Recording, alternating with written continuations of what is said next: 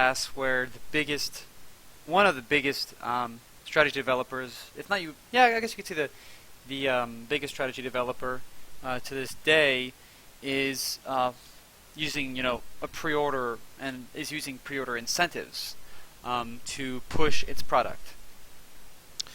Now, Traxxas have been very good about showing us a lot of the game, and I do believe it will be a good game. So let's get those out of the way first. Okay, I think it's going to be a good game.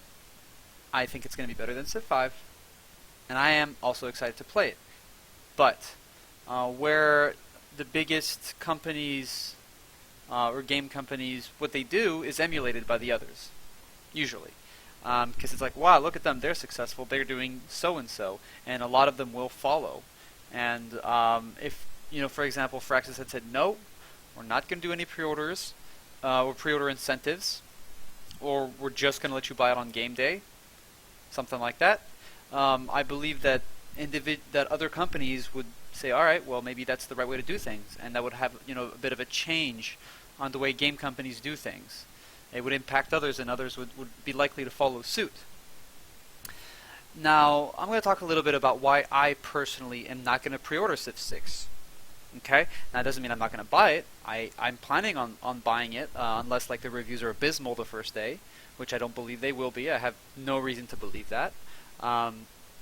But I'd like to kind of explain why this is important.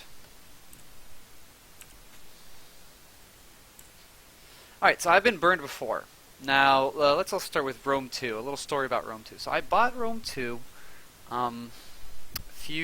maybe 4 years ago, something like that. And that was 3 or 4 years ago. And I bought a copy for myself and a copy for somebody else. That was $120, alright? And I said, Creative Assembly, I believe in you. You've made good games. Shogun 2 apparently was really good. Rome 1 was really good. Medieval 2 was pretty good. I believe in you guys. And I gave them my money before I saw the product. What did I get on day one? A game which did not run very well at all.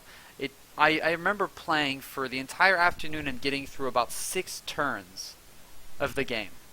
I could literally read 2 to 3 pages of a book in between turns. That's how long it took to flip the turns over. And not only that, but there were countless bugs. Boat battles were messed up, whenever you had boat and land battles together. There was issues with where you just had to give up the battle. The map graphics were kind of ugly. There was plenty of issues along those lines. I had different gripes than others. Some people said they hated how little diversification there was between each race, or between each not each race, but each nation. That didn't particularly bother me. But yeah, they basically just dropped the ball really hard.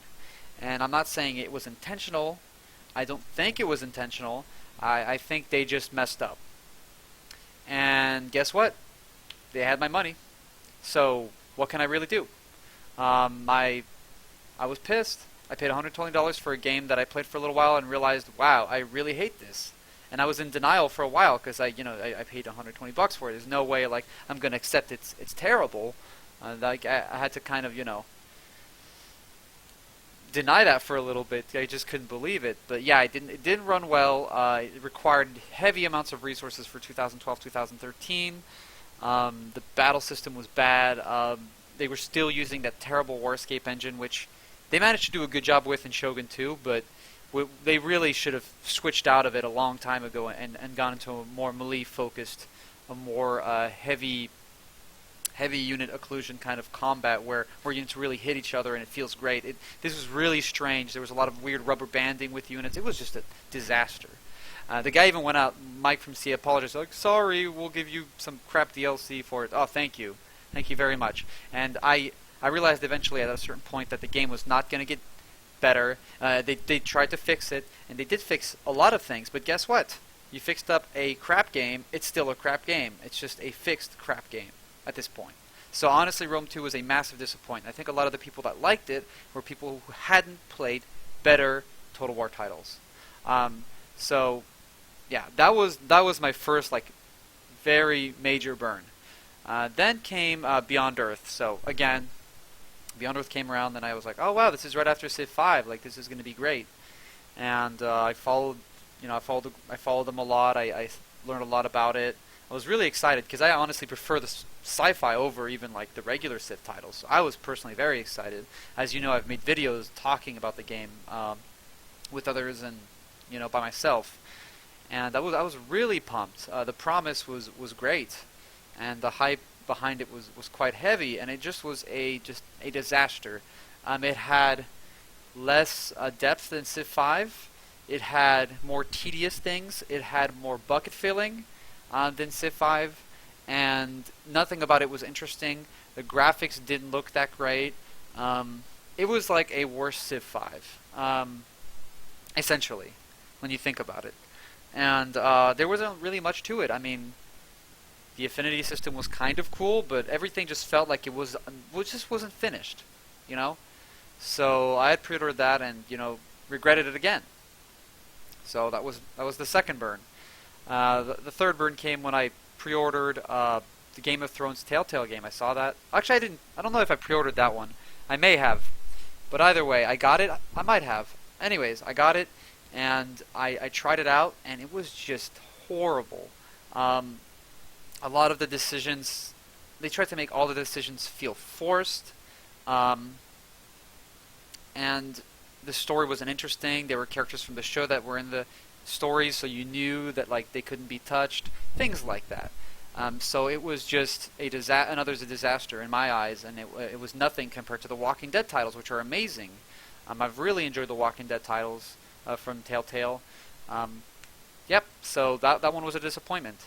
And then Rising Tide came, and I was like, all right, well, I'll give them a second chance. I think they can fix up, the title. They can fix it up. Again, they dropped the ball. They did some things, but they again half-assed things. They didn't finish things. It was just, I don't know what the direction of the game was. Some things got a little bit worse than they were before. The diplomacy got forced, a little more forceful, and a lot of the things were just unfinished again. And the point that I'm trying to make with all these titles is it seems like if you had really realized like this is the last version, the last thing we can come out with, would they really have been that bad? I think they would have thought about it a little bit more and fixed up some of these things and made sure that the games were good on launch day, because guess what? If the reviews are bad, people aren't going to buy it. But guess what? If you pre-order, people are buying it before the reviews come out. So that's one of the issues, and it caused me to get burned multiple times, so I'm not doing it again. I'm not against potentially pre-ordering an expansion because you know what the game is already, and you can understand to some degree how the game will change and how the improvements will be. Or I'm not against early access either. I think that early access, you're really realizing that it is an unfinished product, and they're coming forward and saying it, and you're wanting to take part in the development, and that's why you're doing early access. But pre-ordering a full title is a whole different idea, because they're saying this game is done, basically. It's a full title. It should be at least working pretty well with relatively few bugs and be fairly complete. So, again, those are different things. So they have to be treated differently. For me, what I'm against is pre-ordering full titles. And I want to take a stand on the major title, which is Civ 6. Okay? Reason 2, I've dodged bullets. Now, obviously, people are going to disagree with me and say that, oh, these games are good. I'm glad you like them. That's great. For me, Total War Attila, I saw it, and I thought, oh my god, this is Rome 2 again. And it's not necessarily the same thing. It's a little bit different, but it's got the same engine that I can't stand. Okay? So it looks and plays out like the way that the units play out and they fight. It looks very similar. I don't think it deserves more. Total War deserves more money if they're going to just do a slightly different version of Rome 2 with slightly improved things. So I'm just not going to waste my time, spending money on that. And I was glad I didn't, because I saw it and I didn't like what I saw. The atmosphere looked dreary, not very colorful. It looked like more of the same. I personally was just very uninterested. I had slight interest in the Charlemagne DLC just because it was medieval, but I'd almost rather just wait for a proper title come out, a proper a title where they finally get a better engine than this stupid Warscape engine, which was again used for games like Empire, Total War, and Napoleon, in which it made sense. There was not that much melee combat. It was more about rifles, and the current titles that they're coming out with, it's more about melee combat, and it was just still like CA just being complacent. Creative Assembly, the Total War makers. Then Warhammer came out. I was pretty pumped about that. I looked a lot into it, and guess what they did? Chaos pre-ordered DLC. So again, they chose to say, hey, if you give us money before you know what the title is, you give us your power as a consumer to decide whether you want this title or not, and to see the reviews from people playing it, and we'll give you a little more.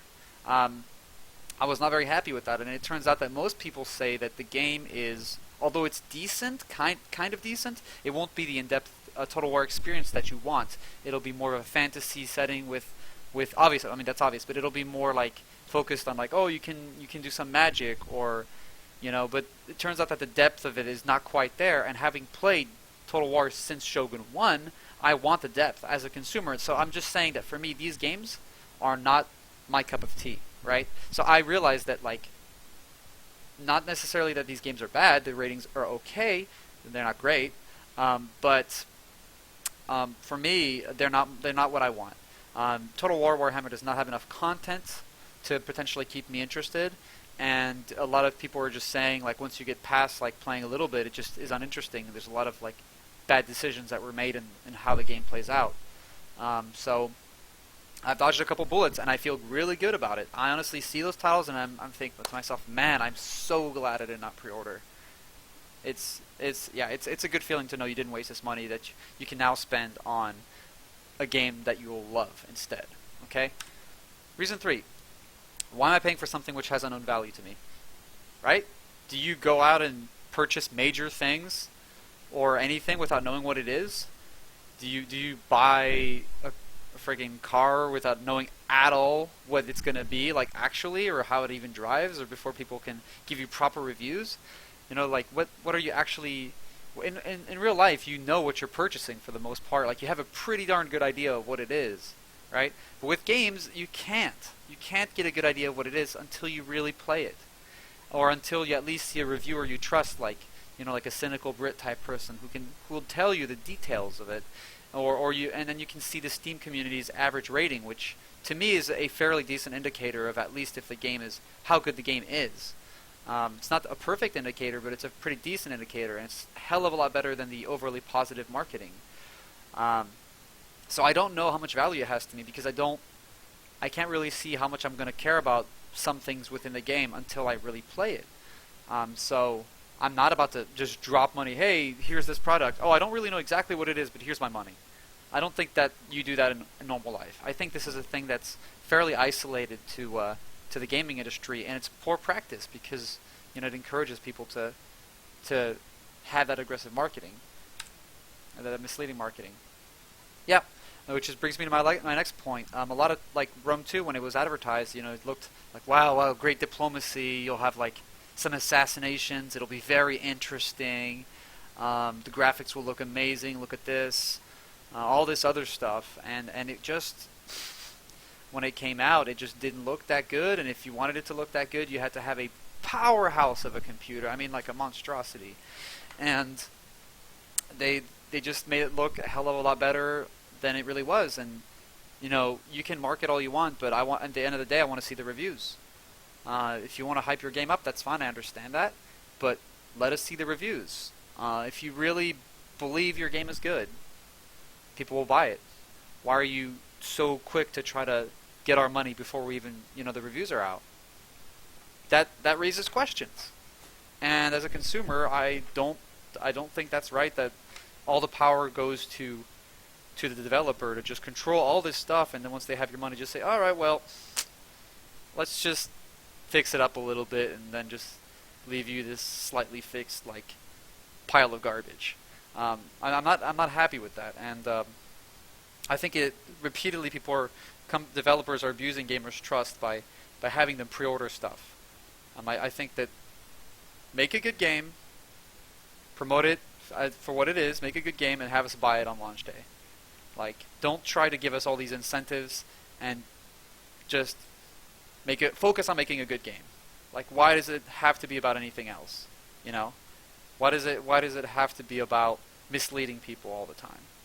So, I don't think I don't like the way that the gaming industry has kind of gone in that direction. You never just get the same game as everybody else if you just buy it.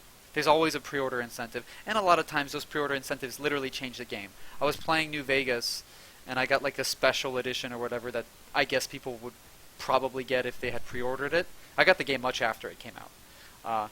And I got a bunch of gear that just made your character way stronger early on, and I did not get the full, experience of starting out like in a hard situation, and I thought that was incredibly silly. I want to play the game the way it was designed. I want it to be the same for everybody. Why does everybody have to have like 2 or 3 different versions of the game?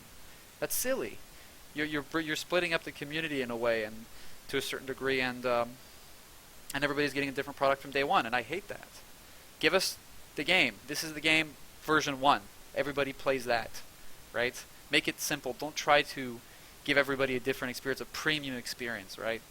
It's obnoxious. If you're gonna do any kind of incentives for buying your game, make them cool little things or trinkets that you can have at home, or some soundtrack or something like that. But don't put in all these in-game incentives and bonuses. And I think that unfortunately that's kind of what it's gone to. Anyways, I'm kind of going on a side rant here, but either way, all these little bonuses try to force you into buying the game early and not to think about the game critically, and I don't like that. Yeah, so not pre-ordering reduces like the unfair incentives, right? So when Total War Warhammer came out, they had the Chaos Warrior DLC, which they were like, oh yeah, we thought about adding this extra race, if you pre-ordered it. And they said, oh, our main game's a $60 value. Oh, but wait. Our main game, if you pre-order it, you get the Chaos Warriors. Okay, so what's a $60 value then? You're the game with the Chaos Warriors or this version? You've already, from day one, you've already had a special edition, like with another DLC. And they justify themselves by saying, well, it allowed us to make more content for the game. Like, it allowed us to convince Sega to make more content for the game. Listen, like, on day one, come out with one version. Stop trying to force us into buying your game by adding extra little stuff. Come out with a solid game. People will rate your game well, and then people will buy it. Okay? Stop trying to bait us into buying the game and then later having buyer's remorse. Okay? Really, CA is one of the worst offenders, and they've been told this, and all they said is, oh, we'll think about it. Oh, okay, we'll take that into consideration for our next title. That's literally what they said about this Chaos Warrior DLC stuff. They weren't willing to cave in. They weren't willing to accept their mistake, and it's incredible. And they felt like they had put all this effort in for nothing. But honestly, when developers get into their little mindset of what they're doing, they don't think about it from a consumer standpoint very often, and they don't realize like that people like that $60 means a lot to somebody, and if it's not worth it, or they feel tricked into purchasing something, they're going to be very upset. And a lot of these pre-ordering incentives do that. They stop your thinking process. They make you excited, which causes you to not think about it critically, and then to be more likely to buy the product. And unfortunately, that can lead you to buying a product that's subpar more often. So, yeah, that's another issue. Reason 6, I won't give up the power that I have as a consumer. So for me, again, the issue here is your only power as a consumer is to see the reviews, to make sure that like it's the kind of game you want, and then to buy it, right? If you give up that power, then you're not holding the developers accountable. And it's not good for them either, because they won't focus on putting out good games.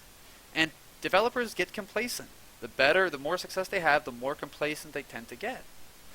This is very true. They start to play it a little more safe very often, and they don't worry as much about like the minor mistakes, like saying, "Oh, that's not a big deal," They don't communicate too much with you. And this happens a lot.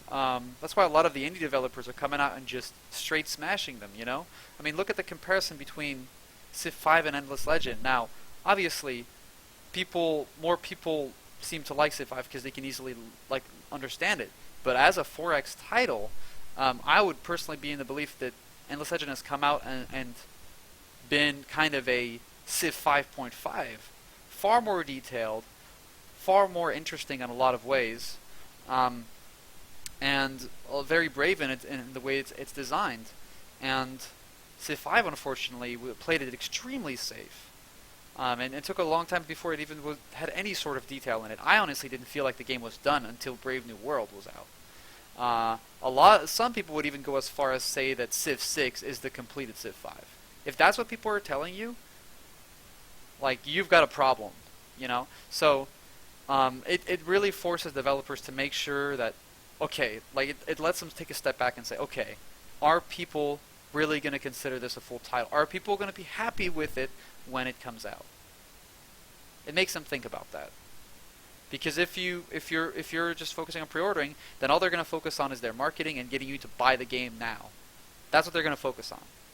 The exciting stuff, the stuff that doesn't make you think critically about it. And that will lead to a lower quality of games overall. It has led to a lower quality of games with Creative Assembly ever since Rome 2.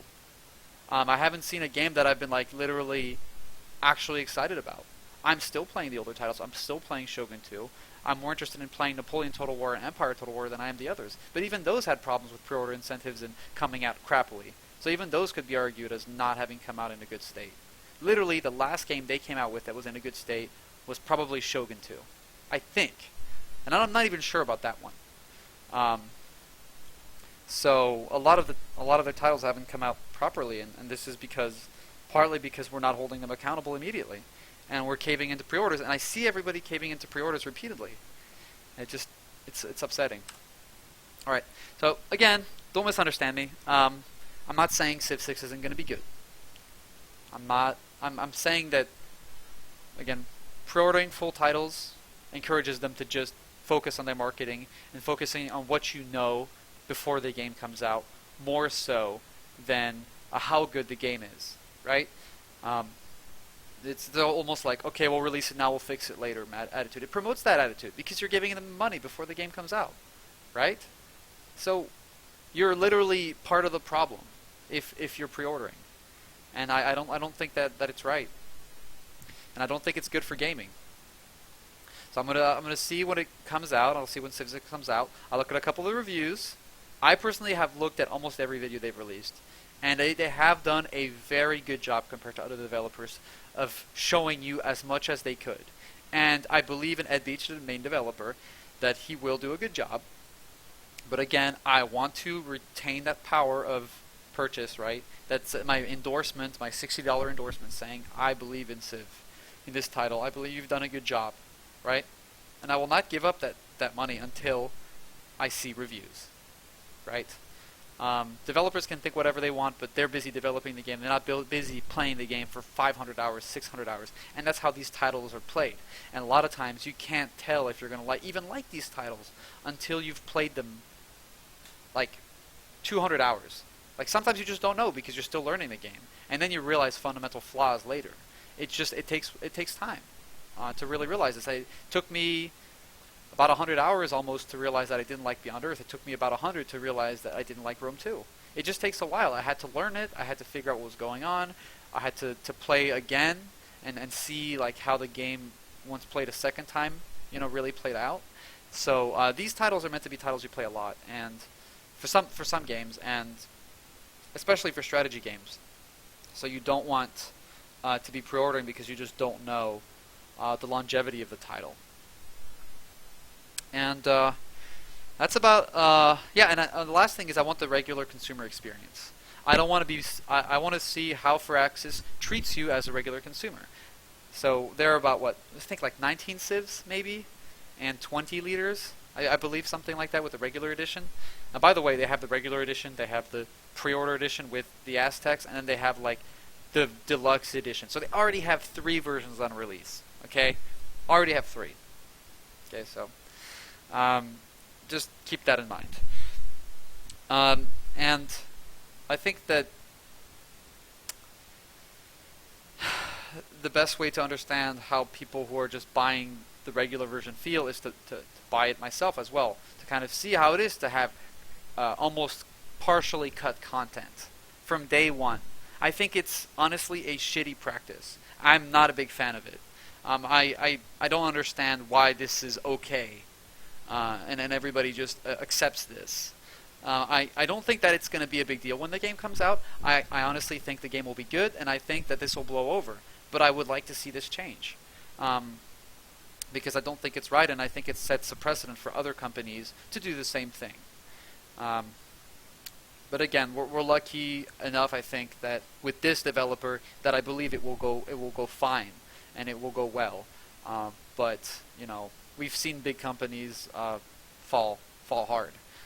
So pre-orders are not really the best thing, in my opinion. And I hope that this helps inform you on why I feel this way, and that I'm not hating on Civ 6. I think it's going to be good, but I think that it should be treated as any other title, as a title that you haven't played, you don't know if you're going to like, right? And you should see the reviews first.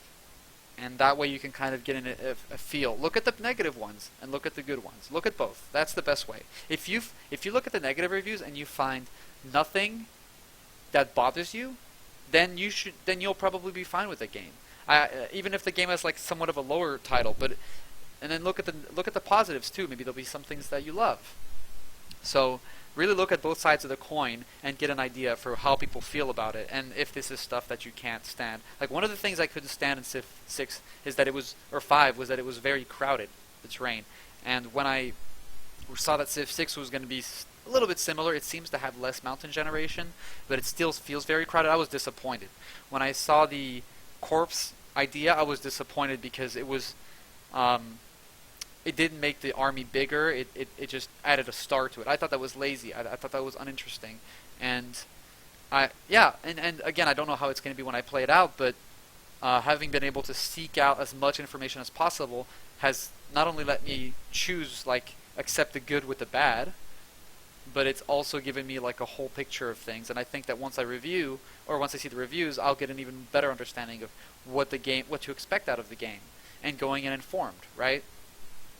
And the problem too is you could even go in and think that the title is going to be A, and then when it disappoints you, you could never play it again. Whereas maybe the title would have been awesome. Maybe you would have loved the game if you had played it a little bit more. But if you had understood what the title was before you went in, you would have been able to accept it perhaps and say, okay, well, I see some good stuff too, so I'm willing to try this. And maybe like the good stuff I haven't seen yet, right? So it gives you a more informed perspective, and it allows you to go in knowing what you're going to get. And pre-orders don't do that. Pre-orders kind of push you towards just buy, which I think is not a good thing for the final product or the gaming industry. Alright guys, this has been ZT, and hopefully you found this video informative. Bye.